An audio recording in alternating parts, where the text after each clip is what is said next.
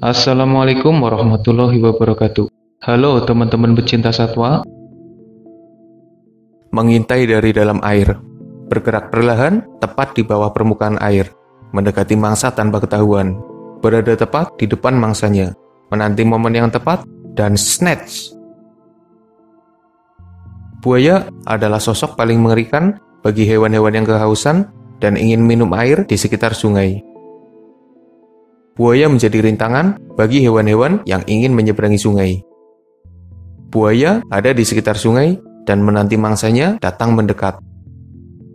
Berbeda dengan pemangsa lain yang harus bersusah payah mencari mangsa.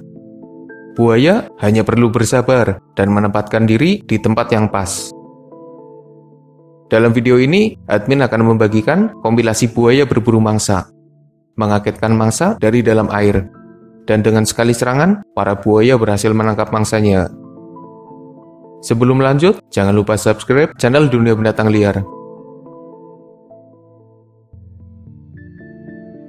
Warthog dan babi hutan adalah mangsa yang sering diburu oleh para buaya. Beberapa kali, buaya terlihat memakan warthog yang berhasil mereka tangkap. Ukuran warthog yang tidak terlalu besar membuat para buaya bisa mengalahkan mereka dengan cukup mudah. Buaya bisa menangkap warthog yang tengah minum ataupun yang ada di daratan. Biasanya, warthog dan babi hutan jarang masuk ke dalam sungai atau bahkan menyeberanginya. Buaya akan mendekati warthog dari dalam air, perlahan muncul ke permukaan. Anehnya, para warthog seakan tidak melihat kedatangan buaya. Ketika ada dalam jarak jangkauan, buaya akan melakukan serangan cepat dan menangkap warthog itu. Setelah tertangkap, buaya akan menyeret mangsanya ke dalam air. Setelah mangsa menyerah, barulah para buaya akan memakan mereka. Impala sebenarnya punya indera yang cukup tajam. Mereka bisa mendengar dan melihat dengan baik. Ketika mendekati sungai, mereka juga tahu jika ada buaya di dalam sungai. Tapi rasa haus memaksa mereka untuk tetap nekat meminum air. Perjalanan panjang juga memaksa mereka menyeberangi sungai. Mau tidak mau, para impala harus bermasalah dengan buaya. Beberapa kali, buaya berhasil menangkap dan memangsa impala. Buaya bisa menangkap impala yang sedang minum dari dalam air. Buaya juga bisa mengejar impala yang menyeberangi sungai. Biasanya, para impala sudah tidak berdaya jika tertangkap oleh buaya. Kerbau bukan mangsa yang mudah dikalahkan oleh para buaya. Mereka besar, bisa berenang, dan bisa menyerang balik dengan tendangan serta tandukannya. Buaya pastinya harus menyiapkan rencana matang jika ingin memburu kerbau. Biasanya, buaya menunggu kerbau yang sedang minum atau berendam. Buaya akan mendekat dan melakukan serangan. Jika bisa menangkap kepala atau bagian perut, ada kesempatan bagi buaya untuk mengalahkan kerbau. Tapi jika para buaya cuma bisa menggigit kaki kerbau, maka bisa saja buaya itu malah mendapatkan serangan balik. Mungkin hanya buaya besar yang mampu meladeni kerbau. Ukuran dan kekuatan kerbau cukup merepotkan buaya. Buaya yang coba bermasalah dengan gajah besar bisa saja mendapatkan serangan balik. Gajah bisa mengalahkan buaya dengan mudah, tapi gajah kecil kadang tidak berdaya menghadapi buaya. Buaya pernah memburu gajah. Biasanya para buaya mengincar belalai gajah, jadi jangan heran jika ada gajah yang kehilangan belalainya. Mungkin saja dimakan buaya.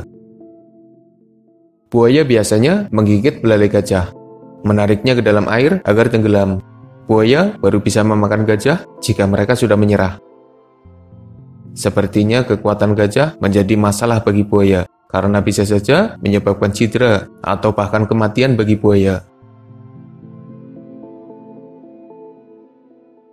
Zebra menjadi mangsa buaya yang kadang mendapat nasib mengenaskan. Ada beberapa video mengerikan di mana buaya memburu zebra tapi dengan kondisi yang parah. Buaya pernah memakan zebra dalam kondisi masih hidup. Buaya juga pernah membuat zebra mengalami cedera parah, di mana organ di dalam perut sampai terurai. Zebra mendekati sungai untuk minum dan menyeberanginya saat melakukan migrasi. Nah, buaya juga sudah menunggu mereka. Saat para zebra ada di sekitar sungai, buaya menyerang dari dalam air. Sebenarnya, zebra bisa menyerang balik dengan tendangan kungfunya. Tapi jika para buaya berhasil menyerang kepala atau perut, maka biasanya zebra tidak berdaya dan akhirnya jadi mangsa buaya. Sama seperti zebra, gazelle juga melakukan migrasi. Jadi mereka harus menyeberangi sungai, di mana para buaya sudah menantinya. Gazelle juga jadi sasaran buaya ketika minum di tepi perairan. Dengan tubuh yang tidak terlalu besar, gazelle biasanya tidak berdaya jika sudah ditangkap oleh buaya. Para gazelle hanya bisa mengandalkan kecepatan dan kelincahannya saja untuk menghindari buaya. Bisa dibilang, gazelle jadi salah satu mangsa buaya yang mudah dikalahkan. Yang penting bisa nangkepnya aja, soalnya mereka lincah. Dari sekian hewan besar yang sering mendekati sungai, mungkin wildebeest adalah mangsa yang paling sering terlihat diburu oleh buaya. Seperti zebra dan gazelle, wildebeest melakukan migrasi dan harus menyeberangi sungai. Kalaupun tidak melakukan migrasi, mereka juga butuh minum dan mau tak mau harus mendekati sungai. Berbeda dengan kerbau yang lumayan sulit dikalahkan, wildebeest sepertinya tidak terlalu kuat. Entah digigit perutnya, kakinya, kepalanya, atau bahkan ekornya, para buaya bisa menarik wildebeest ke dalam air dan mengalahkan mereka. Ada pula beberapa wildebeest yang terbawa arus sungai saat menyeberang. Mereka terjebak di bebatuan dan mudah saja bagi para buaya untuk memakannya. Saat minum di pinggir perairan, buaya biasanya mendekati wildebeest dengan perlahan. Dan seperti biasa, buaya melakukan serangan cepat dari dalam air. Snatch!